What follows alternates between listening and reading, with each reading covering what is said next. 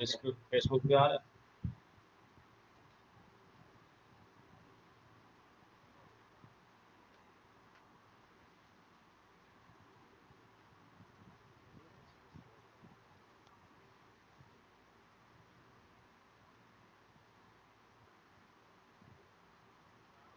आ जाइए, जुड़ जाइए,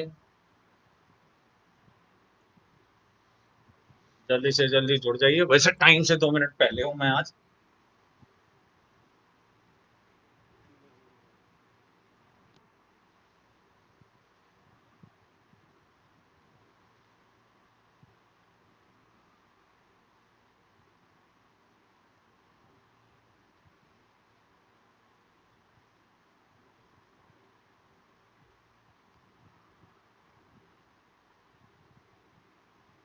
शेयर करिए, शेयर करिए। और लोगों को शेयर करिए।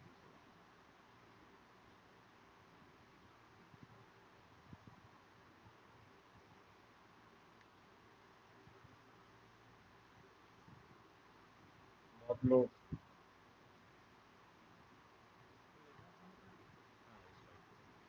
पॉपुलैरिटी ज्यादा है।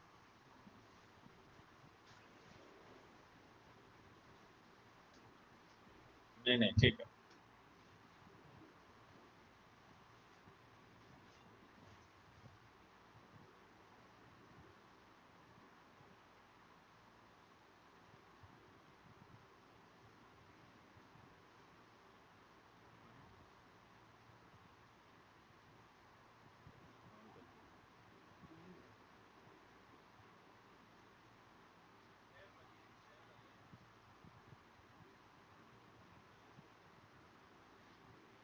जुड़ते जाइए, ज्यादा से ज्यादा लोग जुड़ जाइए।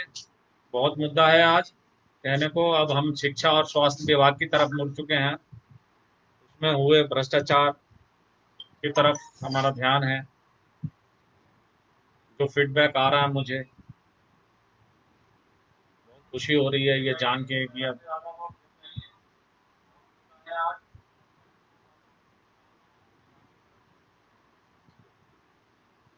बहुत खुशी हो रही है ये जानकर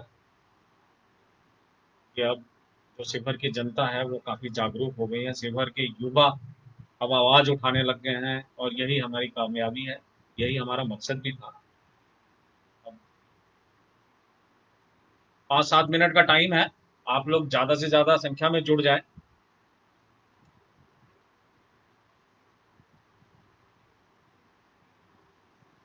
ताकि हम अपनी बात शुरू करें। बहुत अच्छा लगता है आप लोगों से जुड़ना, बातें करना, आप लोगों को सुनना, आप लोगों को सुनाना, जागरूक करना। अनिल ठाकुर जी को नमस्कार। जय हिंद अनिल जी, जय हिंद।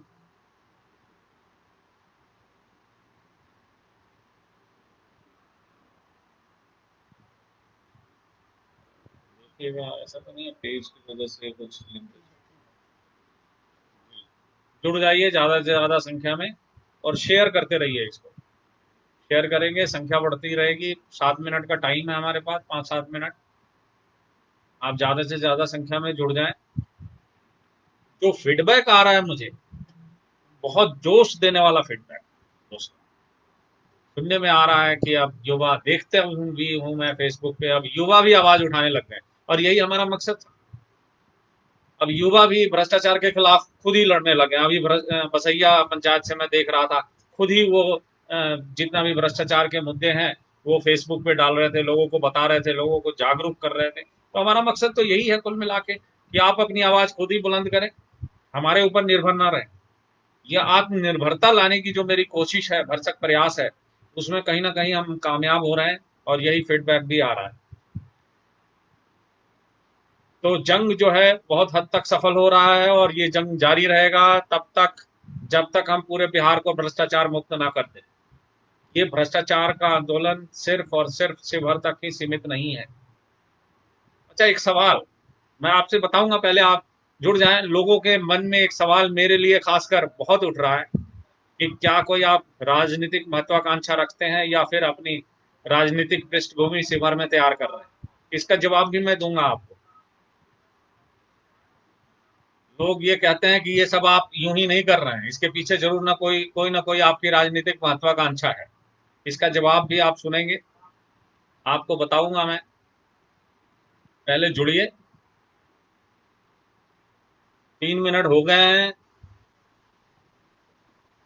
कुछ नेटवर्क की समस्या भी है शिवहर में। बिहार में बारिश की भी समस्या है, बारिश की वजह से भी नेटवर्क पुअर रहता है, जिसकी वजह से आपको जुड़ने में थोड़ी कठिनाई का सामना करना पड़ता है। इस मुद्दे से भी कहीं ना कहीं इस मुद्दे को भी हमें रखना है। जो टेलीकॉम मिनिस्ट्री है उसको जागरूक करना है कि इस चीज़ को ठीक करें आप। नेटवर्क बहुत पुअर होता है जिसकी वजह से जुड़ने में बहुत समस्या आती है। हमारे साथ हाईटेक रवि जी जुड़ रहे हैं अभी। रवि जी नमस्कार। और लोग भी जुड़ जाएं, जिनको भी जुड़ना है जल्दी जल्दी ज्यादा से ज्यादा संख्या में जुड़े दोस्तों। 3 मिनट हो गए हैं अभी। जुड़ते जाइए और शेयर करते जाइए, शेयर करते जाइए। अच्छा दोस्तों, मैं एक बात बता दूं आपको, मेरा फेसबुक फ्रेंड लिस्ट जो है ऑलरेडी फुल हो चुका है। 5,000 फ्रेंड की जो सूची है वो फुल हो चुकी है, तो इसलिए मैं आपको एक लिंक शेयर कर रहा हूँ। उस लिंक पे क्लिक करें और मेरे पेज को फॉलो करें, आप मेरे पेज से जुड़ जाएंगे। अभी एक लिंक शेयर कर रहा हूँ मैं आपको। बहुत बड़ी समस्या है शिक्षा व्यवस्था, स्वास्थ्य व्यवस्था, जिसकी तरफ जो मेन फोकस है हमारा, जिसकी तरफ काम करना है, उस तरफ हम आज उस टॉपिक को लेके आज चर्चा करेंगे। शिक्षा और स्वास्थ्य में व्याप्त भ्रष्टाचार की तरफ ध्यान आप लोगों को खींचेंगे, आपके ध्यान को उस तरफ आकृष्ट करेंगे। जो चल रही समस्या है वो आपको बताएंगे, इसलिए ज्यादा संख्या में जुड़ जाए।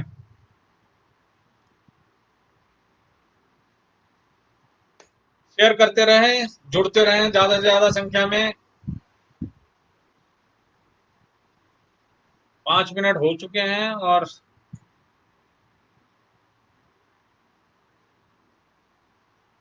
जुड़ जाइए ज्यादा से ज्यादा संख्या में। जी, अगर आप कहें तो हम शुरू करें अब अपनी बात।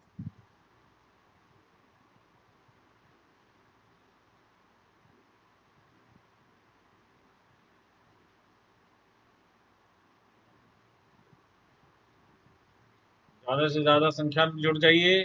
शेयर करिए, शेयर।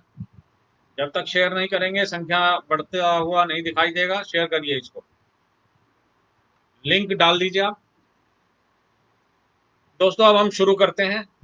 बागमती मैया को प्रणाम करके, बाबा भुवनेश्वर नाथ की जयकारा करके और बड़े बुजुर्गों को नमस्कार करके, आज फादर्स डे भी है। अपने पिता को नमस्कार, माता को नमस्कार, सारे बुजुर्ग जनों को नमस्कार। सबसे पहले सारे जितने भी जनक लोग हैं, पिता लोग हैं, उनको आज के विशेष बधाई।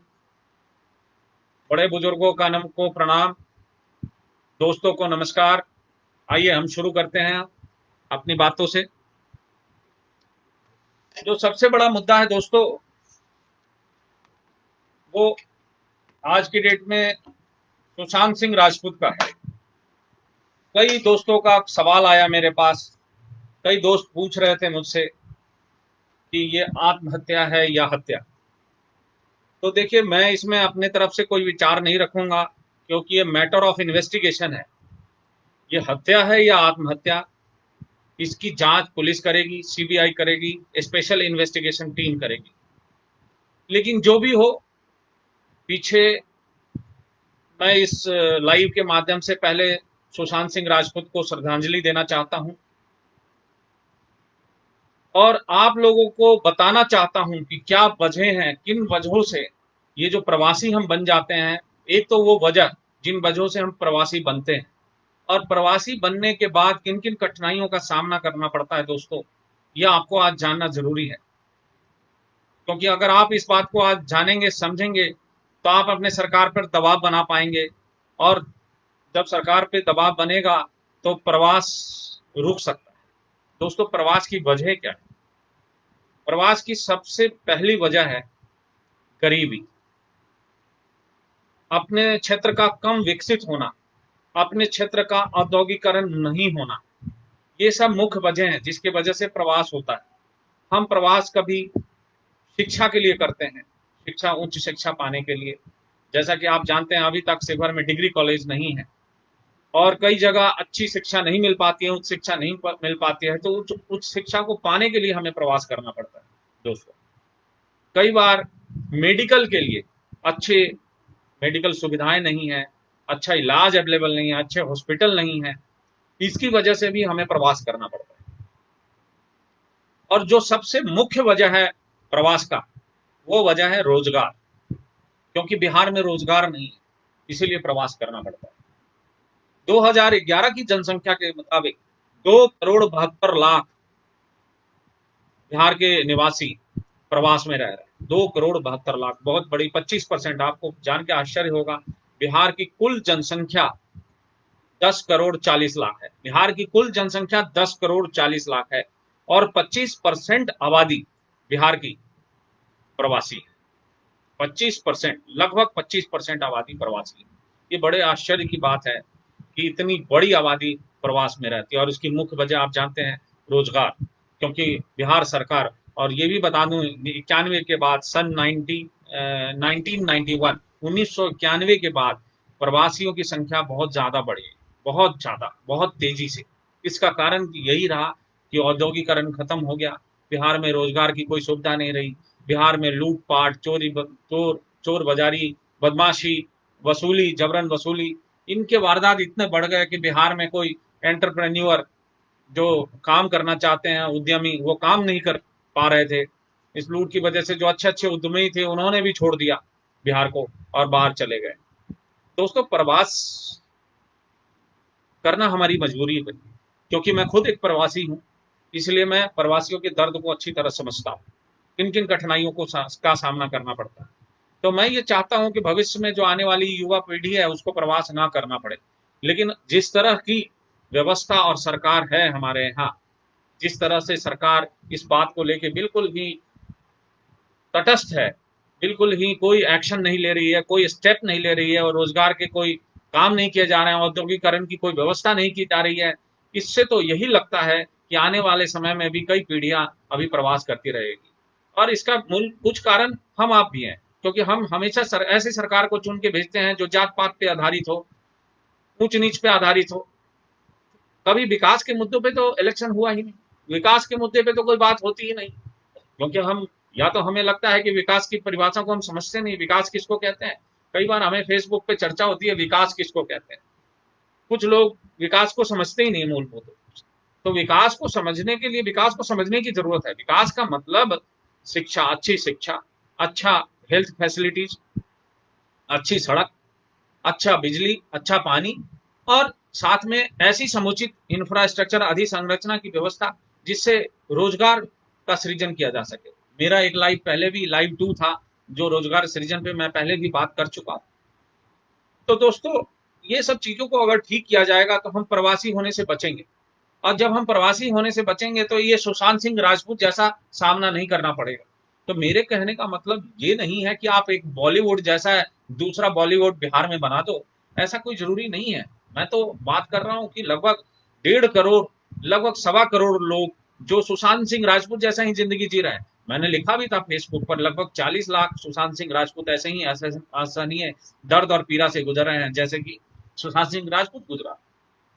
दोस्तों, मैं ये कहना चाहता हूं, सिर्फ बेटियां ही नहीं रोती हैं जब विदा होती हैं, बेटियों को ही घर नहीं छोड़ना पड़ता है, आज के डेट में बेटों को भी घर छोड़ना पड़ता है, कभी शिक्षा के लिए, कभी रोजगार के लिए।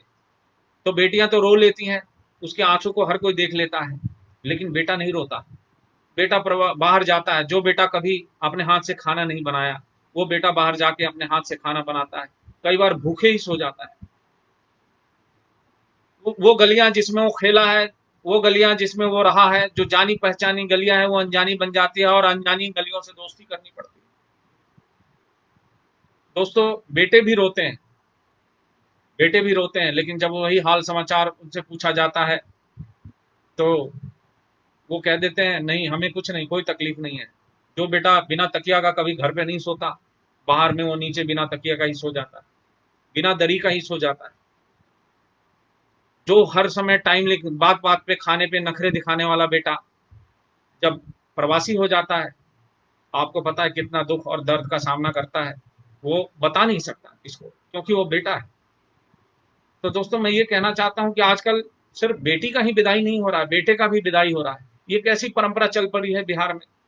ये कैसी परंपरा है? बेटी को तो हम शादी करके दूसरे घर में भेज देते हैं, और बेटे को रोजगार के नाम पर, शिक्षा के नाम पर अपने घर से बाहर भेज देते हैं।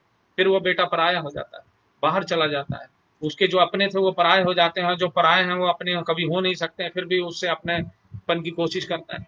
जब वो बाहर रहता है प्रवास में दोस्तों, तो कितनी ज्यादा उसको अकेलापन महसूस होता है। वो आप शायद समझे या ना समझे, जो प्रवासी हैं वो जरूर समझ रहे हैं।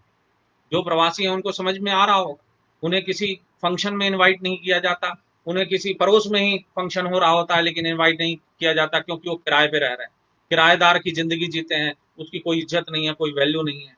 कई बार अब ऐसा भी होता है, जब आप बहुत कामयाब हो गए तो आस पड़ोस के जो बाहरी लोग होते हैं वही आपसे ईर्ष्या करने लगते हैं, द्वेष करने लगते हैं। कई बार आप दुश्मनी के शिकार हो जाते हैं, कई बार आप पर जानलेवा हमला होता है। और इसी तरह का जानलेवा हमला सुशांत सिंह राजपूत पे हुआ दोस्तों। सुशांत सिंह राजपूत की कामयाबी वहां के लोकल लोगों को, वहां के जो लोग थे जो पहले से पैठ बना के बैठे हुए, बर्दाश्त नहीं हुआ। आपको पता है उसकी 7 फिल्में छीन ली गई थी। तो और 7 फिल्म छीनने के बाद वो इतना अकेलापन महसूस कर रहा था, और उसके बाद उसकी हत्या या आत्महत्या है, ये तो मैटर ऑफ इन्वेस्टिगेशन है, मैं इस पर कुछ नहीं कहना चाहूंगा। लेकिन दोस्तों, आपने एक सवाल पूछा था कि इस पर मुकदमा करना है तो क्या मुकदमा किया जा सकता है? हाँ बिल्कुल। आप अपने जिला, गृह जिला में आप इसके खिलाफ मुकदमा दर्ज कीजिए। करण जौहर, सलमान खान, और वो भी वो जो और सारे व्यक्ति जिनको लगता है अज्ञात व्यक्तियों के खिलाफ आप मुकदमा दर्ज कराइए विभिन्न धाराओं में। धारा है 306 इंडियन पेनल कोड, भारतीय दंड संहिता की धारा 306, 109 और 120 बी में। ये 3 धाराएं हैं जिसमें आप मुकदमा, और 34 साथ में लगा सकते हैं। 4 धाराएं हैं, मैं आपको 4 धारा बता रहा हूँ, नोट कर लीजिए।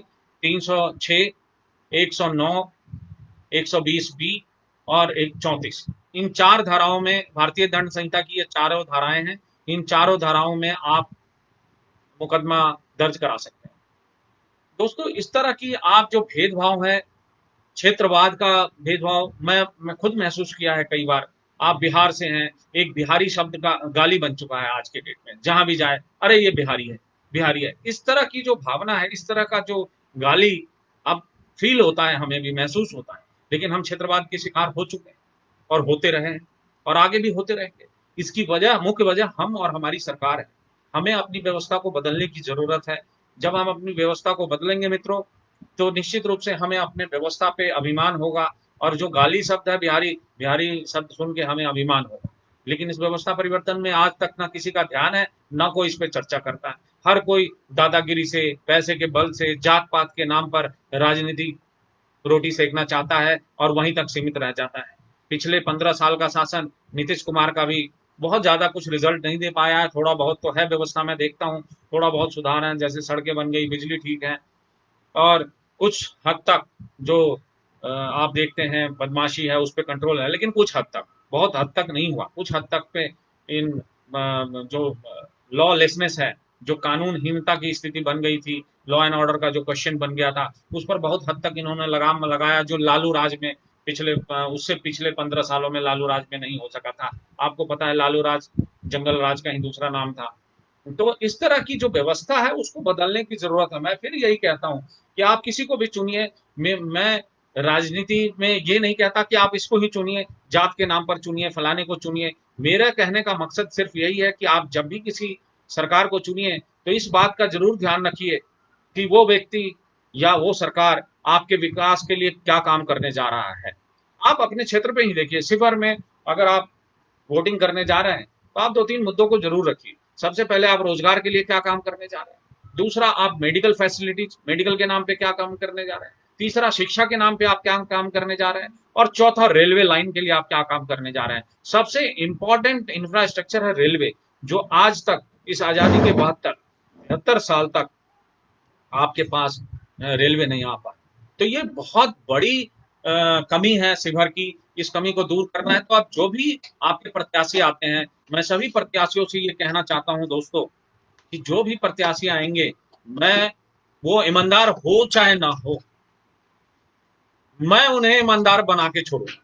क्योंकि कोई भी प्रत्याशी अगर ये सोच के आ रहे हैं कि मैं अगले साल आके पैसे कमाऊंगा, मैं उन्हें नहीं कमाने दूंगा। डीएम कोई भी प्रशासनिक अधिकारी को मैं पैसे नहीं कमाने दूंगा। मैं यहाँ बैठा हूँ इसी बात के लिए। इनके खिलाफ मैं मुकदमा डालता रहूंगा, इनके खिलाफ हमेशा कोई ना कोई शिकायत, कोई आरटीआई। आपको पता है अभी मेरा 7 आरटीआई 18 जून को पहुंच गया है। 7 आरटीआई 18 जून को पहुंचा है। और इससे पहले हमारा आरटीआई 26 मई को 4 आरटीआई पहुंचा है, 11 आरटीआई। तो 26 मई को जो आरटीआई पहुंचा था, अब लगभग महीना होने जा रहा है, अभी तक हमें जवाब की कोई सूचना नहीं है। देखते हैं, इंतजार करते हैं 26 मई तक उनका टाइम पूरा हो जाता है तो ठीक है, नहीं तो हम एक साथ दो प्रक्रिया शुरू कर देंगे। स्टेट इंफॉर्मेशन कमीशन में इनके खिलाफ शिकायत दर्ज करेंगे और दूसरा फर्स्ट अपील में भी जाएंगे। क्योंकि कोर्ट नहीं खुला है, इसलिए हमारी ये मजबूरी है। जब तक कोर्ट नहीं खुलता तब तक हम इनके खिलाफ कोई कानूनी कार्रवाई नहीं कर सकते, सिर्फ आरटीआई के थ्रू ही अपनी प्रक्रिया को पूरा कर सकते हैं दोस्तों। तो मैं एक सवाल का जवाब और आपको देना चाहता था। बहुत लोग हमसे पूछ रहे हैं कि क्या आप अपनी कोई राजनीतिक महत्वाकांक्षा रखते हैं, क्या कोई आप राजनीतिक पृष्ठभूमि तैयार कर रहे हैं शिवहर में, कोई इलेक्शन लड़ने की तैयारी कर रहे हैं। तो दोस्तों मैं आपसे साफ कह देना चाहता हूं, जो मेरी महत्वाकांक्षा है, मैं महत्वाकांक्षी इंसान हूं, लेकिन मेरी महत्वाकांक्षा अलग है। मैं भ्रष्टाचार के खिलाफ मुहिम लड़ रहा हूं, और ये भ्रष्टाचार सिर्फ शिवहर तक ही सीमित नहीं है। मैंने जैसा आपको पहले भी बताया था और फिर इस लाइव में बता रहा हूं, मेरा ये भ्रष्टाचार पूरे बिहार में फैलेगा और फैल भी चुका है। अभी काफी हद तक कई दूसरे जिला में भी जा चुका है। मुझे, मेरा जो प्रयोजन है वो 38 जिला को कवर करना है। और दोस्तों, और मेरा प्रयोजन पूरा बिहार है। मेरा जो मकसद है वो पूरे बिहार के लिए है। मैं सिर्फ शिवहर जिला के लिए सीमित नहीं हूं और कोई राजनीतिक महत्वाकांक्षा शिवहर जिला को लेके नहीं रखता हूं। तो आप इस बात को लेके स्पष्ट हो जाएं कि शिवहर जिला को लेके मेरी कोई राजनीतिक महत्वाकांक्षा नहीं है। अब आइए दोस्तों, दूसरी बात करते हैं आपसे। अब जो एक नया मुद्दा आया है मेरे पास, वो शिक्षा विभाग को लेके आया है। तो शिक्षा विभाग में एक डीपीओ है मिस्टर महेश कुमार, इनके खिलाफ शिकायत आ रही है कि ये आजकल अंतर वेतन भुगतान की राशि प्रदान करने में 20 से 25% कमीशन ले रहे हैं।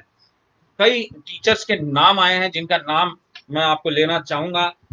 जफीरा खातून, राम भरोस ठाकुर, अब्दुल खालिद, ये सब अंतर वेतन भुगतान के लिए इन्होंने आवेदन किया हुआ है। लेकिन इनको आवेदन देने से पहले ये राशि मांगी जा रही है कि ये राशि दें तो अंतर वेतन भुगतान आपको किया जाएगा। मैं फिर से नाम लेता हूँ। टीचर का नाम है, शिक्षक का नाम है जफीरा खातून, राम भरोस ठाकुर, अब्दुल खालिद, शहनाज बेगम, मंजू कुमारी, शोभा शर्मा, अजीत शंकर वर्मा, शैल कुमारी, रामशंकर सिंह, रविंदर सिंह, कृष्ण नंदन झा, राज नारायण सिंह, मोहम्मद मलिक, हरिंदर राय, राम बालक सिंह और भी कई लोग हैं।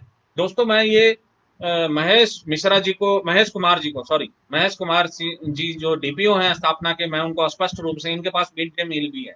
मिड डे मील की भी खबर आई है कि इन्होंने शिक्षकों को 4 रुपए 94 पैसे के हिसाब से और 7 रुपए 95 पैसे के हिसाब से इन्होंने पैसे भी ट्रांसफर कर दिए हैं सारे हेडमास्टर्स को। लेकिन वो पैसे हेडमास्टर तक ही ना जाए, वो पैसे उनके अकाउंट में भी ट्रांसफर हो जाए लॉकडाउन की पीरियड में, उन बच्चों के अकाउंट में, ये सुनिश्चित करना भी महेश कुमार जी की जिम्मेदारी है। दोस्तों मैं ये बताना चाहता हूं कि महेश कुमार बहुत ही भ्रष्टाचारी डीपीओ हैं। इनके खिलाफ कई सबूत आ चुके हैं। अगर ये सुधर जाते हैं तो ठीक है, नहीं तो इनके खिलाफ भी मुझे कानूनी प्रक्रिया शुरू करनी पड़ेगी। ये महेश कुमार जी ट्रांसफर के नाम पर भी पैसे मांगते हैं। ट्रांसफर कराने के लिए ये लाख लाख रुपया लेते हैं। अच्छा, एक बात और सुनने में आ रही है कि ये नियोजित शिक्षकों को नहीं भेजते हैं स्कूल में, और नियोजित शिक्षकों को स्कूल में नहीं भेजते हैं, इसका कारण है कि नीचे के जो शिक्षक हैं उनका दबाव आता है कि अगर कोई नियोजित शिक्षक आ जाएगा तो वो हेडमास्टर बन जाएगा और हमारा हेडमास्टरी छूट जाएगा। तो इससे शिक्षा की जो क्वालिटी है, शिक्षा की जो गुणवत्ता है वो प्रभावित होती है। तो मैं महेश कुमार से अपील करना चाहता हूं कि महेश कुमार जी आप अपनी व्यवस्था को ठीक करें, नहीं तो लास्टली आखिरकार मुझे कानूनी प्रक्रिया आपके खिलाफ भी शुरू करनी पड़ेगी। आपके खिलाफ भ्रष्टाचार के बहुत सारे सबूत इकट्ठा हो चुके हैं मेरे पास।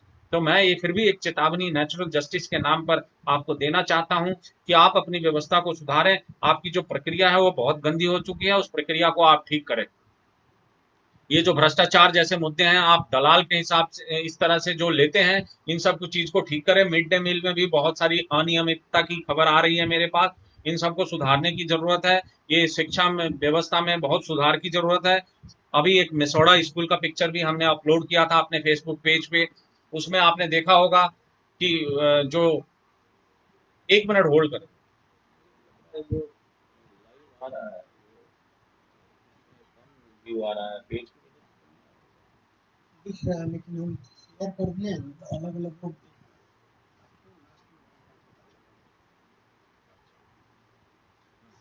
दोस्तों। रहे तो हैं। आपका शिक्षा, आपका ये वीडियो जो लोग देख रहे हैं ना, ये आपको अभी दिखाई देगा, जो शेयर किए वो सभी लोग देख रहे हैं। हाँ दोस्तों, मैं ये कहना चाहता हूँ कि शिक्षा में जिस तरह की गुणवत्ता की कमी है, उसको सुधारने की बहुत जरूरत है, क्योंकि शिक्षा के आधार पर ही हम आगे बढ़ सकते हैं। मैं फिर लोगों से भी अपील करता हूँ कि चाहे आपको शिक्षा के लिए अपना जमीन बेचना पड़े, अपने आप को भी बेचना पड़े, लेकिन आप बेचकर अपने बच्चों को जरूर पढ़ाएं, क्योंकि शिक्षा ही वो एक जरिया है, शिक्षा ही एक मात्र स्रोत है जिसके जरिए आप अपने बच्चों को मुख्य स्रोत में, मुख्य धारा में ला सकते हैं। तो शिक्षा की अहमियतता को पहचानिए और इसको दुरुस्त, इस पूरे तंत्र को दुरुस्त करने की जरूरत है। दोस्तों, मैं एक बात और कहना चाहूंगा कि मैंने अपने पेज पे मेसोडा स्कूल का एक पिक्चर अपलोड किया था।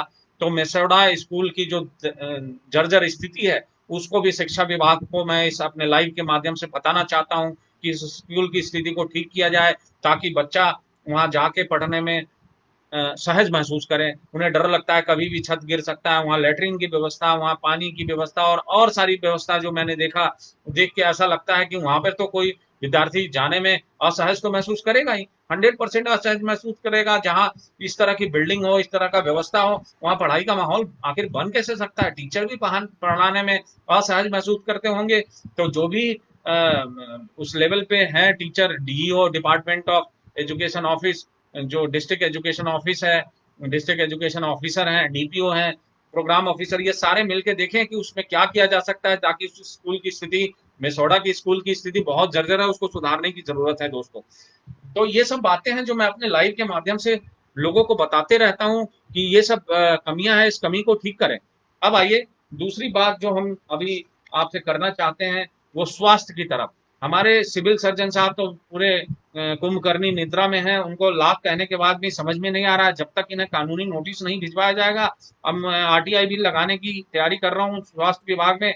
अभी एक खबर आ रही है कि हमारे शिवहर में 26-27 जांच घर हैं, जिसमें 6 और 7 जांच घर ही रजिस्टर्ड हैं, जिनके पास लाइसेंस है। बाद बाकी 20-25 जो वर्किंग कर रहे हैं, वो प्रॉपर तरीके से बिना रजिस्टर्ड, बिना लाइसेंस के काम कर रहे हैं। अच्छा, इसमें एक व्यवस्था है कि शिक्षक एमबीबीएस का साइन होना चाहिए उनके लैब टेस्टिंग पे। अभी एक खबर आ रही है मेरे पास की, जो टेस्ट रिपोर्ट आपको दिया जाता है उस पर एमबीबीएस का साइन नहीं होता, उस पर फॉल्स साइन मारा होता है। तो हमें 2-4 प्रूफ आप भेजिए, ताकि मैं कोई लीगल एक्शन इनके खिलाफ भी ले सकूं। ये गलत तरीका है, बिल्कुल आप लोगों की जिंदगी से खेल रहे हैं। अच्छा, और एक बात और खबर आ रही है कि आपके ब्लड की जो टेस्टिंग है, वो टेस्टिंग और सैंपल उसकी टेस्ट नहीं की जाती है, ऐसे ही रिपोर्ट लिख दिया जाता है। आपसे लक्षण पूछ के, सिम्टम पूछ के ऐसे ही लिख दिया जाता है। तो इस तरह की जो व्यवस्था की खबर आ रही है, मैं इस पर आगे फिर अगले लाइन में फिर दोबारा बात करूंगा कि डॉक्टर के साइन नहीं होते एमबीबीएस के, ऐसा व्यवस्था है क्लिनिकल एस्टेब्लिशमेंट एक्ट में, ऐसा व्यवस्था है कि एमबीबीएस के सिग्नेचर होना चाहिए जांच रिपोर्ट पर। उस पर किसी एमबीबीएस का सिग्नेचर नहीं होता, और बिना सिग्नेचर के वो फॉल्स सिग्नेचर मार के आपको दे दिया जाता है। दूसरी बात कि आपसे बीमारी के लक्षण पूछ के ऐसे ही बिना आपके ब्लड के टेस्ट किए हुए, बिना आपके स्टूल टेस्ट किए हुए, बिना यूरिन टेस्ट किए हुए ऐसे ही लिख दिया जाता है। तो ये सब की जो खबर आ रही है। और दूसरी बात ये भी है कि कुछ रिश्वत जा रहा है डीएम को, डीएम को रिश्वत जा रहा है हर महीने। ये लोग इकट्ठा करके 20-25 जो जांच घर है, ये कुछ रिश्वत इकट्ठा करके हर महीने पहुंचा देते हैं डीएम को और सिविल सर्जन को, जिससे कि इनको चलने चलने दिया जाता है, इनको रोका नहीं जाता है। आपको पीछे भी खबर होगी कि अरशद अजीज ने एक बार सब पर ताला लगवा दिया गया था। ताला लगवा के तो फिर आपके जो विधायक है, अनपढ़ गंवार विधायक, इस अनपढ़ गंवार विधायक ने अप्रोच करके, पैरवी करके अरशद अजीज से इन सबको खुलवा दिया। तो मेरा कहना है दोस्तों, मैं आपका दुश्मन नहीं हूं जांच घर का, मैं तो सिर्फ इस बात का दुश्मन हूं कि इस गंवार विधायक और इस दलाल डीएम की वजह से और इस दलाल सर्जन की वजह से आप लोगों की जिंदगी को खतरे में डाल दिया जाता है। बार बार आपकी जिंदगी को खतरे में डाला जाता है। आपकी दवाई जो 500-1000 रुपए में आपका इलाज हो सकता है, आप ठीक ही नहीं होते, क्योंकि आपका जो लैब टेस्टिंग रिपोर्ट है, जो जांच रिपोर्ट है, वही ठीक नहीं होता। तो इन सबको देखने की जरूरत है, इन सबको दुरुस्त करने की जरूरत है। हमें शिक्षा और स्वास्थ्य पर हमें काम भी करना है। मैं कई बार आपको बता चुका हूं, जो हमारा 5 प्राइमरी हेल्थ सेंटर है, 10 एडिशनल प्राइमरी पीएचसी है, 10 एडिशनल पीएचसी है, और जो 29 एसएचसी है, उसकी भी सुनने में यही आ रहा है कि वो भी तरीके से काम नहीं कर रहे हैं। उस पर भी मैं आरटीआई लगाने की तैयारी कर रहा हूँ। उस आरटीआई को भी लगा के उनसे जानूंगा कि उनको कितना फंड आता है, कितना यूज होता है, क्या क्या व्यवस्था होनी चाहिए। इस भी आरटीआई को भेजेंगे। अभी तक 11 आरटीआई हमारे पड़े हुए हैं, अभी तक एक भी आरटीआई का जवाब नहीं दिया गया है। मैं उसके इंतजार में हूँ कि जब मुझे जवाब आ जाए तो मैं आप तक पहुंचाऊं। दोस्तों, ये इस तरह का जो व्यवस्था है, जो रिश्वतखोरी के तरीके से रिश्वत लेके आप जो इस तरीके का व्यवस्था चला रहे हैं, इस व्यवस्था को बंद करने की जरूरत है। लोगों के जान से खेलने की जो तरीका चल रहा है, ये डीएम और सिविल सर्जन की वजह से लोगों के जान से खेला जा रहा है। मैं फिर यही बात आपको दोहराना चाहता हूं कि जो जांच रिपोर्ट है, बिना जांचे ही आपका जांच रिपोर्ट जांच घर वाले तैयार कर देते हैं।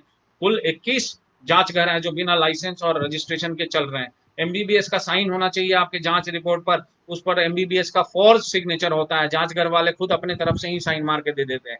तो इस तरह की जो व्यवस्था है, उस व्यवस्था पर संज्ञान लेने की जरूरत है डीएम और सिविल सर्जन द्वारा।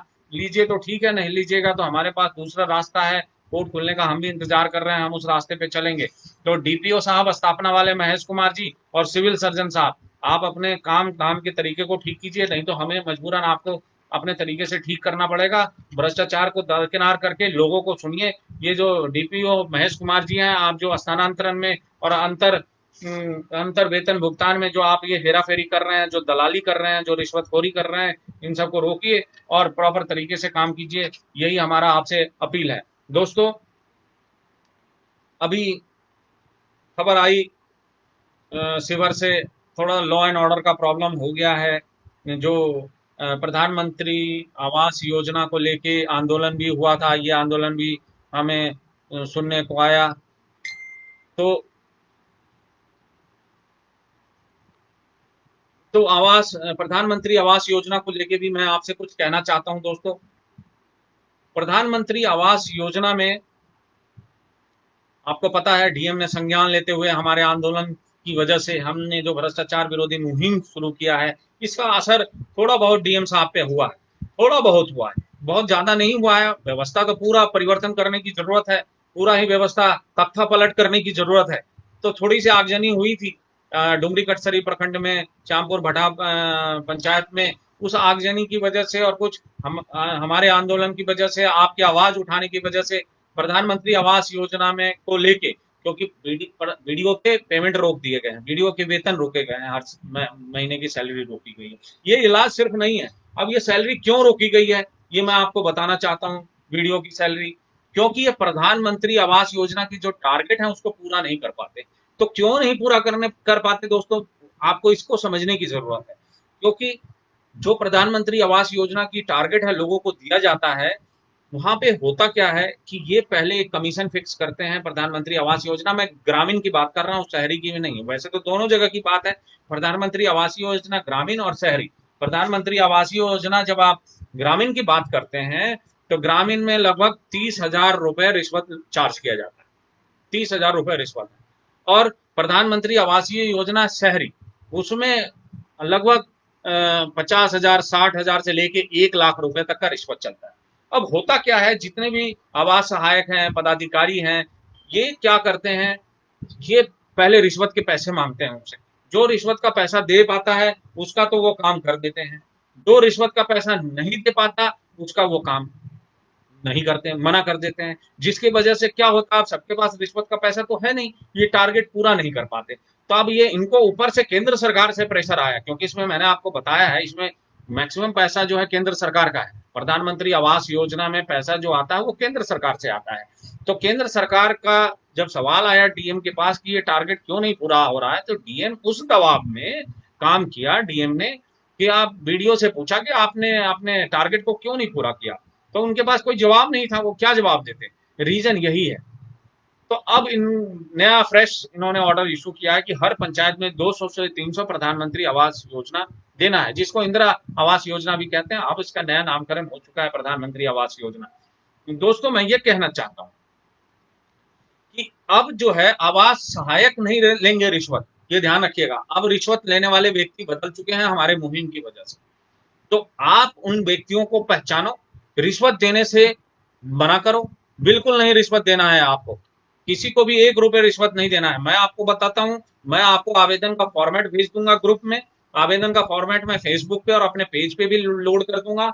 आप डायरेक्ट अपने आवेदन लिख के दे सकते हैं। पंचायत हाँ, पंचायत में ही आप दे दीजिए, मुखिया को, आवास है। आवास सहायक को और मुखिया को आप दे सकते हैं, आवास और पंचायत सचिव को भी दे सकते हैं आप इनको। कार्यालय में किसी हाँ, किसी को भी आप दे दीजिए आवेदन। जब आप आवेदन दे देंगे और उसकी एक कॉपी हमें भेज दीजिए, हमारे रिसीविंग लेके, रिसीविंग जरूर लीजिएगा। आप रिसीविंग लेने का क्या तरीका है मैं आपको समझाता हूँ। किसी भी दफ्तर में जाइए तो कोई भी आवेदन दीजिए तो उसकी एक कॉपी साथ में रखिए, उस कॉपी पर रिसीविंग लीजिए। और रिसीविंग लेने का आप लोगों का तरीका गलत है, मैं फिर एक बार समझा रहा हूँ। रिसीविंग लेने में आप करें क्या, एक कॉपी, जो कॉपी एक आप ले जा रहे हैं फोटो कॉपी, ओरिजिनल तो दे दीजिए, जो फोटो कॉपी है उसमें मोहर जरूर लगवाएं उस दफ्तर का, संबंधित दफ्तर का मोहर और संबंधित अधिकारी के सिग्नेचर दोनों होने चाहिए। अगर एक भी कम है और आपको झूठ बोलेंगे, वो बार बार कहेंगे कभी ये स्टाम्प नहीं है, मेरे साथ भी ऐसा हुआ है, तो मैंने जब बोला है, डांटा है उनको, तो उन्होंने मोहर लगा के दिया। वो बोलेंगे आपको कि मेरा स्टाम्प नहीं है, स्टाम्प गुम हो गया या स्टाम्प अभी तक बना नहीं। आप इस बात को कभी नहीं माने और इस बात पर जोर दें कि नहीं मुझे स्टाम्प चाहिए।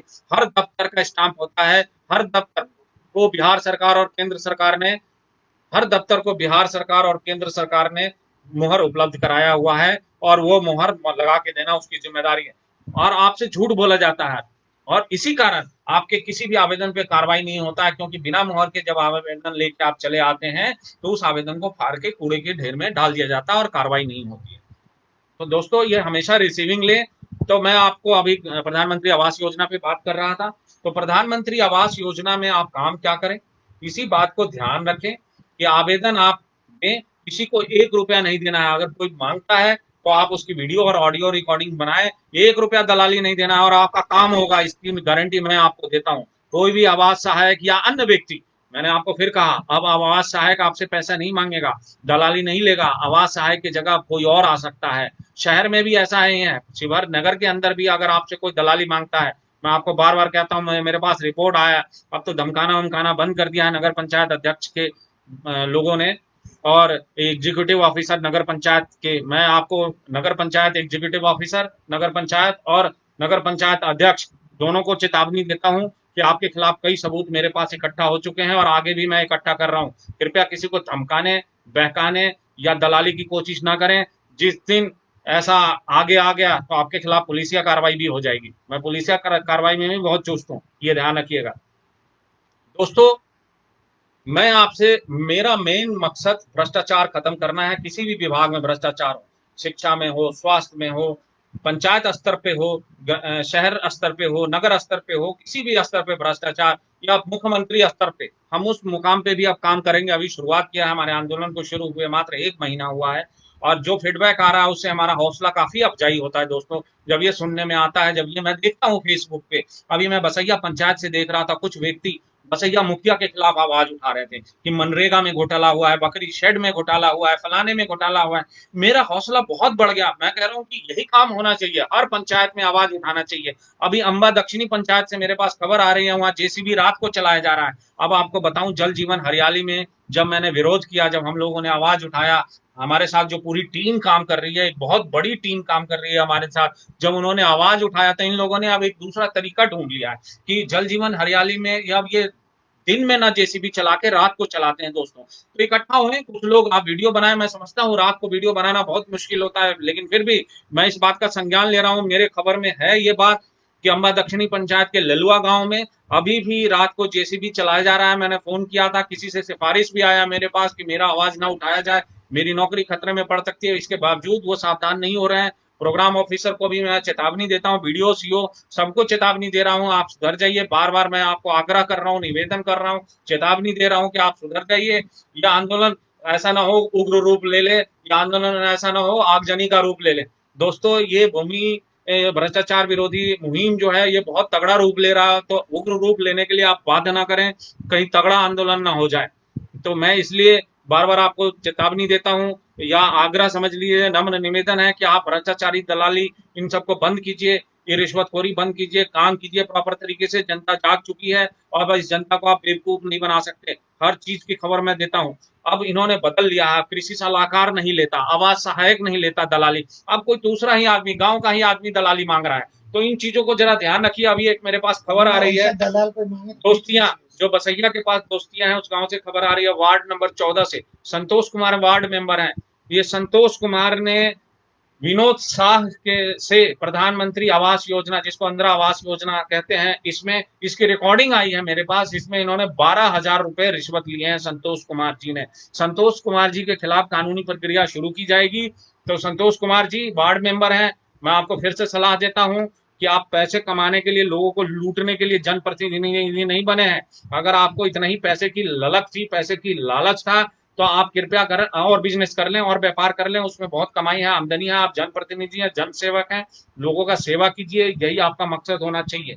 मैं आपको फिर एक बार आग्रह करता हूं, मेरा नम्र निवेदन है, आप गांव के ग्रामीण हैं, हमारे पड़ोसी भी हैं, इसलिए संतोष कुमार जी मैं आपसे आग्रह करता हूं कि इस तरह का जो आप रिश्वतखोरी कर रहे हैं इस पर रोक लगाएं और लोगों को अधिक से अधिक आवास योजना का लाभ दिलवाएं, क्योंकि आवास योजना का लाभ लोगों तक नहीं पहुंच पा रहा है। ये केंद्र सरकार की भी रिपोर्ट है। ये पैसे रुक के वापस चले जाते हैं। ये पैसे जस का तस डिस्ट्रिक्ट में पड़ा हुआ है, जस का तस डीएम के पास, बीडीओ के पास पड़ा रह जाता है। इसका कारण यही है कि रिश्वतखोरी के चक्कर में लोगों को आवास, प्रधानमंत्री आवास योजना का नहीं दिया जाता, क्योंकि आप 30,000 रुपया रिश्वत मांगते हैं। तो इस तरह के रिश्वतखोरी को रोकने की जरूरत है, लगाम लगाने की जरूरत है। दोस्तों मैं आपसे अपील करता हूं कि जो भी व्यक्ति, एक तो इसका लाभ प्रधानमंत्री आवास योजना का सिर्फ उन्हीं व्यक्तियों को मिलना चाहिए जो इसके योग्य हैं। कई बार तो ऐसे व्यक्तियों को भी दे दिया जाता है जिसके पास ऑलरेडी पक्का मकान है, पक्का छत है और गाड़ी है, उनके पास लाइसेंसी आर्म्स है। ऐसे लोग आपको पता है योग्य नहीं है, इनको प्रधानमंत्री आवास योजना का लाभ नहीं मिलना चाहिए। इसके बावजूद ये लाभ पैसे देकर, रिश्वतखोरी देके ले लेते हैं। तो एक तो इस पे लगाम लगना चाहिए और दूसरा रिश्वतखोरी पे लगाम लगना चाहिए। मैं आपसे अपील करता हूं कि ऐसी कोई भी खबर आपके हाथ आए, आप कृपया इस रिपोर्ट को हम तक पहुंचाएं, इस खबर को हम तक पहुंचाएं, इसकी कार्रवाई मैं करूंगा, इसका संज्ञान मैं लूंगा। दोस्तों वीडियो बनाएं, ऑडियो बनाएं, जो अगर कोई भी आवास सहायक या कोई भी अन्य व्यक्ति जो आवास सहायक की तरफ से प्रतिनिधित्व करते हुए पैसा मांगता है, रोक लगाए। किसी भी योजना में आपको 1 रुपया नहीं देना है, कोई भी दलाली नहीं देना है, किसी भी दलाली की आप मुझे रिकॉर्डिंग भेजें। कैमरा ले, छोटा छोटा कैमरा, आजकल 1,000-1,200 रुपया में ऐसा कैमरा मिल जाता है जो लोगों को नजर नहीं आता। ऐसे कैमरे से आप इन लोगों का वीडियो बनाए, ऑडियो बनाए, हमें भेजे, आपका नाम गुप्त रखा जाएगा और इनके खिलाफ कानूनी कार्रवाई की जाएगी।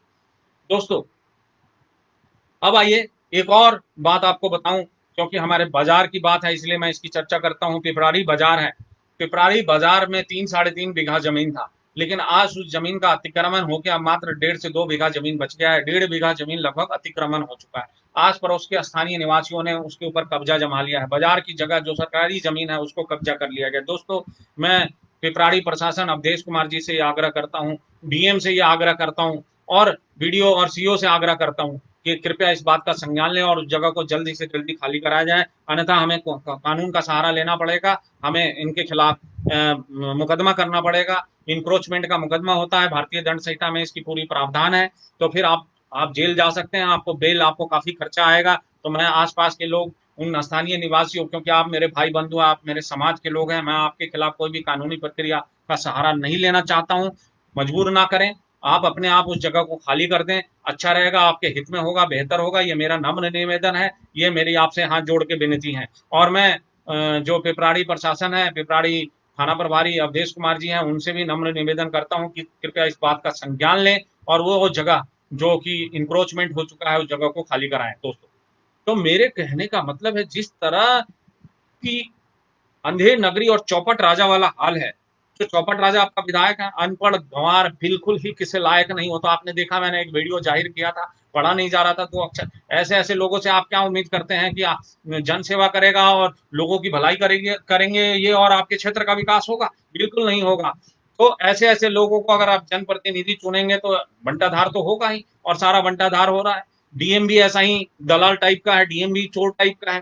तो इस तरह के व्यक्ति से आपको निजात पाना जरूरी है। अब देखिए लक्ष्मण पटेल के खिलाफ हमने मुहिम चलाया, लक्ष्मण पटेल को इन्होंने अपने दफ्तर से हटा दिया, लेकिन ये अभी भी आईबी में बैठता है, सामान का वहां से बंटवारा करता है, बांटता है, अभी भी ये सेटिंग दूर दूर से करता है। तो इस तरह की जो व्यवस्था है उसको बदलने की जरूरत। अभी मेरे पास खबर आई है कि ये टीडीसी, अब डीएम खुद ही नहीं ले रहा है रिश्वत, अब डीडीसी के थ्रू रिश्वत ले रहा है, अब डीडीसी इन्वॉल्व हो रहा है। तो डीडीसी जो भी है, मैं आपसे आग्रह करता हूं, देखिए आप बीच में मत आइए, कहीं ऐसा ना हो कि अभी तक डीएम ही लपेटे जा रहे हैं, आगे आपकी भी बारी आ जाए। तो इस लक्ष्मण पटेल जैसे दलाल से दूरी बना के रखिए। सारे पदाधिकारियों से मैं हाथ जोड़ के विनती करता हूं कि इस लक्ष्मण पटेल जैसे चोर और दलाल आदमी से आप दूरी बना रखिए। इसी ने इस जिला का तहस नहस किया है। जिला के तहस नहस के लिए जिम्मेदार सबसे ज्यादा प्रशासन में अगर कोई व्यक्ति है तो वो है लक्ष्मण पटेल। इसको तो जल्द से जल्द जिला से भाग जाना चाहिए। जिला के किसी, इसको तो तबादला जल्द से जल्द किया जाना चाहिए, क्योंकि ये सारे भ्रष्टाचार का जड़ ही ये लक्ष्मण पटेल है। इसकी नौकरी भी फर्जी है। लेटर तो जा चुका है, अभी तक कार्रवाई कैसे नहीं शुरू हुई है मुझे नहीं समझ में आ रहा है।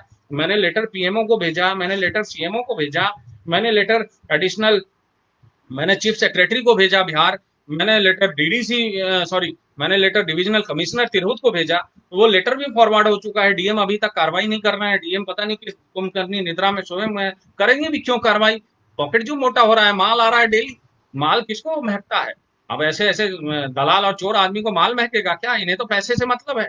जनता जाए भाड़ में, जनता जाए भाड़ में, जनता को कुछ भी हो, इनको इनसे क्या लेना देना है? और हाँ, त्राहिमाम तो मचा ही हुआ है भ्रष्टाचार की। जिस तरह का रूपरेखा मैं देख रहा हूँ, सारी सड़कें, इस बारिश ने तो विकास का पोल ही खोल के रख दिया है।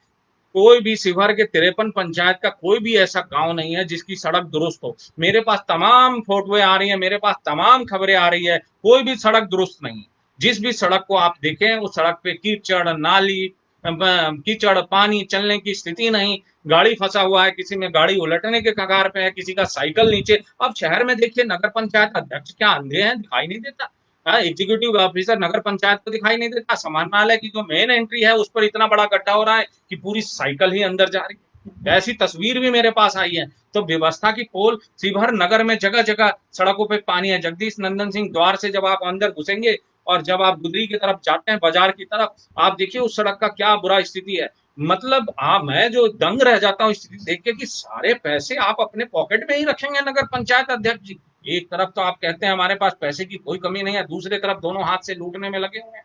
तो हमारा तो खून ही जलता है इस बात पे कि हमारी चीज को आप लूट रहे हैं, हमारी मातृभूमि को लूट रहे हैं, हमारे धन को लूट रहे हैं। जो धन शिवहर वासियों का था, जो धन शिवहर वासियों के फायदे में इस्तेमाल होना चाहिए, वो धन आप सब मिलकर दोनों हाथ से लूट रहे हैं, सारे प्रशासनिक पदाधिकारी और सारे जनप्रतिनिधि। तो मैं सारे जनप्रतिनिधियों से आग्रह, निवेदन, चेतावनी, आप जो भी समझिए, मैं हर तरह का आपको देना चाहता हूं, चेतावनी, निवेदन, आग्रह कि आप सुधर जाएं। भ्रष्टाचार के बहुत सबूत आपके खिलाफ इकट्ठा हो रहे हैं। जो सारे सड़कें हैं, ठेकेदार से आपका कमीशन चलता है। नगर शिवहर नगर के अंदर कई सड़कों की स्थिति बहुत जर्जर है, बहुत खराब है। बीच सड़क में नाली खोद के छोड़ दिया गया, वो 6 महीने से ऐसे पड़ा हुआ है।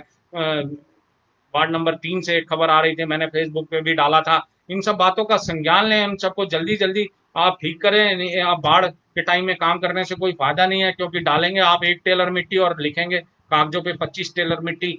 ये तो हमें भी पता है, ये कामधेनु गाय है, इसका इस्तेमाल, बागमती नदी भी कामधेनु गाय है, इसका इस्तेमाल तो कई ठेकेदार और कई शिवहर प्रशासन हमेशा से इसको दूने और अपने फायदे के लिए इस्तेमाल करते आई है और आगे भी हो रहा है। तो दोस्तों, जो इस तरह की खबरें आ रही हैं, तो इस खबर को, इसमें आपको संज्ञान लेने की जरूरत है, इस भ्रष्टाचार को मिटाने की जरूरत है, और आप आपको अपने आप को सुधारने की जरूरत है। तो हाँ, हाँ दोस्तों, मैं यही कहना चाह रहा था कि सिर्फ और सिर्फ मैं ही काम करता रहूं, मैं ही आवाज उठाता रहूं। ये वैसे तो मैं देख रहा हूँ कुछ लोग आ रहे हैं, तो मैं चाहता हूँ आप अधिक से अधिक संख्या में और आए। अगर आपको कोई धमकी देता है तो मैं आपके प्रोटेक्शन के लिए, आपकी सुरक्षा के लिए खड़ा हूँ। अभी एक धमकी आई है पीछे, कौन सी जगह से, हाँ, मिर्जापुर धवाही में राजेश को एक धमकी दिया किसी ने, तो मैंने उसके प्रोटेक्शन की पूरी व्यवस्था की है। तो आंगनबाड़ी केंद्र में उसने आरटीआई लगाया था, तो उसे धमकी आया था कि आप इस आरटीआई को वापस ले लें। तो उस आरटीआई, उसके लिए हमने सुरक्षा प्रदान करवाया है उसको। और आगे भी अगर इस तरह की आप आरटीआई लगाएं, और बिल्कुल ना घबराएं कि आपके साथ कुछ होने जा रहा है। मैं सुरक्षा की पूरी जिम्मेदारी मेरी है, मैं पूरा आपकी सुरक्षा की जिम्मेदारी लेता हूं। आप कैसे करना है कानूनी प्रक्रिया मैं आपको बताऊंगा, उस कानूनी प्रक्रिया के तहत आपको जो सिविल पुलिस है वो पूरी सुरक्षा प्रदान करेगी। आप घबराने की जरूरत नहीं, आवाज उठाएं, आवाज बुलंद करें, आगे आए। और जिस तरह से हमने परिवर्तन देखा है उस तरह से तो हमारा हौसला अफजाई हो रहा है। हमें भी लग रहा है कि आप लोग बोल रहे हैं, लेकिन संख्या थोड़ी कम है, इस संख्या को और बढ़ाने की जरूरत है। थोड़ा और संख्या बढ़ जाए तो मुझे लगता है मुझे लाइव आने की जरूरत नहीं रहेगी, फिर मैं लाइव आऊंगा, लेकिन शिवहर के लिए नहीं और जिलों के लिए। जैसे कि केसरिया है, अभी हमारे साथ पताही से एक जुड़े हैं, नाम है उनका नवल किशोर सिंह, पताही प्रखंड से, जो कि ईस्ट चंपारण में पड़ता है। वो भी भ्रष्टाचार के खिलाफ मुहिम छेड़ा है उन्होंने, और उसमें हम सहयोग कर रहे हैं, उन्हें रास्ता भी बता रहे हैं। आपको बताया केसरिया प्रखंड से भी हमारे साथ जुड़े हुए हैं बबलू राजपूत जी, उनको हम टाइम टाइम पे सलाह देते रहते हैं कि कैसे काम करना है। और उनको बार बार मैं व्यवस्था, उनको भी वहां भी अगर हमारे केसरिया से भी लोग सुन रहे हैं तो उन्हें भी बताना चाहता हूं कि आप खुद आवाज उठाएं। अगर कोई भी आवाज सलाहकार या कोई भी व्यक्ति आपसे रिश्वत मांगता है किसी भी काम कराने के लिए, तो आप उसकी वीडियो और ऑडियो बना के हमें भेजें, हम आपके लिए कार्रवाई करेंगे। आप आवाज तो उठाएं, आप थोड़ा विरोध करें, विरोध तो आप ही को करना पड़ेगा, क्योंकि मैं तो भगवान तो हूं नहीं, हर जगह बैठा हूं और हर जगह की खबर मुझे आती है। जहां की खबर आती है मैं उसी की कार्रवाई करता हूं। तो दोस्तों मैं ये कहना चाहूंगा, मैं हमेशा हर पल आपके साथ हूं और हमेशा रहूंगा। तो आपको बिल्कुल भी घबराने की जरूरत नहीं है। मैं एक एडवोकेट हूं, तो इसलिए मैं सारी कानूनी प्रक्रिया और इसके लूपहोल को जानता हूं। मैं आपको बता पाऊंगा कैसे आपको इस प्रक्रिया को करना है। आप अगर अपना नाम गुप्त रखना चाहते हैं तो हम अपने नाम से ही कार्रवाई करेंगे, लेकिन करेंगे जरूर। उसके खिलाफ कानूनी कार्रवाई होगी, हर तरह की कार्रवाई होगी दोस्तों। तो थोड़ा सा और आवाज बुलंद करने की जरूरत है, थोड़ा सा और आपको आगे बढ़ने की जरूरत है। और जो सड़कों की व्यवस्था है, जो जर्जर स्थिति है, हर ऑलमोस्ट 38 जिला की बात कर रहा हूं मैं, 38 जिला में सड़कों की जर्जर स्थिति है, इसके लिए मुख्य जिम्मेदार जो मुखिया आपके प्रतिनिधि वो हैं, और जो पंचायत सचिव हैं, वीडियो हैं, सीओ हैं और डीएम, हर जिला के डीएम जिम्मेदार हैं इसके लिए। और बहुत हद तक मैं मुख्यमंत्री को भी जिम्मेदार मानता हूं, क्योंकि जब आप खुद ही कमजोर हैं तभी आपके नीचे इतना कुछ हो रहा है गलत। आपको भी संज्ञान लेने की जरूरत है। बिहार के मुख्यमंत्री नीतीश कुमार जी, जब आपके नीचे इतना ज्यादा घोटाला हो रहा है, आप ऑडिटिंग कराएं, रिपोर्ट ले कि हर हर साल की ऑडिटिंग रिपोर्ट कराएं, आप ऑडिट करा के रिपोर्ट लें कि क्या काम हुआ, कितना पैसा इस्तेमाल हुआ। अब बताइए, इतनी बड़ी बात की आवास योजना, प्रधानमंत्री आवास योजना का आप टारगेट ही नहीं पूरा कर पा रहे हैं। आप कारण ही नहीं आपको पता है, डीएम को पता है। तो डीएम को पता होते हुए भी डीएम कार्रवाई के नाम पे क्या किया है इन्होंने, सिर्फ इन्होंने उनके वेतन को रोक दिया, 5 वीडियो का वेतन रोका गया है। मैं कहता हूं आप उनके वेतन दीजिए मत, रोकने का क्या मतलब है, वेतन दीजिए मत, सस्पेंड कीजिए, दूसरा वीडियो लाइए, आप उनको दीजिए कि टारगेट आप पूरा करो। क्यों नहीं पूरा होता है टारगेट आपका, क्यों नहीं लोगों को? आप जाके देखिए गांव की स्थिति क्या है। आप गांव में अगर नजर मारेंगे तो आपको दूर दूर तक खपड़े वाले मकान ही दिखाएंगे देंगे, पक्के मकान तो मुश्किल से 4 5 10 घर दिखाई देता है किसी भी गांव में। फिर भी आप टारगेट पूरा नहीं कर पा रहे। फ्री का चीज है, आप बताइए, मांग मांग ज्यादा होगा, पूर्ति कम होनी चाहिए। आप इकोनॉमिक्स का नियम है, हमेशा मांग ज्यादा होती है और पूर्ति कम होता है, इसीलिए सब महंगाई होता है। लेकिन ये प्रधानमंत्री आवास योजना मुझे समझ में नहीं आ रहा है, इसमें पूर्ति ज्यादा है और मांग कम है, ये जबकि फ्री में मिल रहा है। मैं कह रहा हूँ आप फ्री का कुछ भी बांटने जाइए, इतनी लाइन लग जाएगी, इतनी लंबी लाइन के आप दे नहीं पाएंगे। और फ्री में आप दे रहे हैं तो आप भी समझ रहे होंगे कि फ्री में देने के बावजूद भी लोग लेने को तैयार नहीं है। अरे फ्री में आप थोड़ी दे रहे हैं, उसकी कीमत मांग रहे हैं 30,000 रुपया गाँव में और 50,000 से लाख रुपया शहर में। तो ये कीमत चुकाए लोग तभी तो। अब बताइए, खपड़े वाले घर में, कच्चे मकान में रहने वाले 50,000 लाख रुपया कहाँ से ला पाएंगे? और इसलिए वो कीमत नहीं दे पाते, जिसको हम रिश्वतखोरी दलाली कहते हैं और जिसको हम घूस कहते हैं, वो नहीं दे पाते, इसलिए आप अपना टारगेट नहीं पूरा कर पाते। तो इस तरह की प्रक्रिया को बदलने की जरूरत है, लोगों को जागरूक होने की जरूरत है। मैं फिर से आपको कहना चाहता हूं, प्रधानमंत्री आवास योजना में जो लोग भी अपना नाम चाहते हैं, वो आवेदन आप डायरेक्ट पंचायत सचिव को, आवास सलाहकार को डायरेक्ट दे, और उसकी एक रिसीविंग जरूर रखें, वो रिसीविंग की कॉपी हमें भेजें, हम रिकॉर्ड में रखेंगे, या आप अपने पास संभाल के रखें। अगर आपको नहीं दिया जाएगा टाइमली, हम कार्रवाई करेंगे।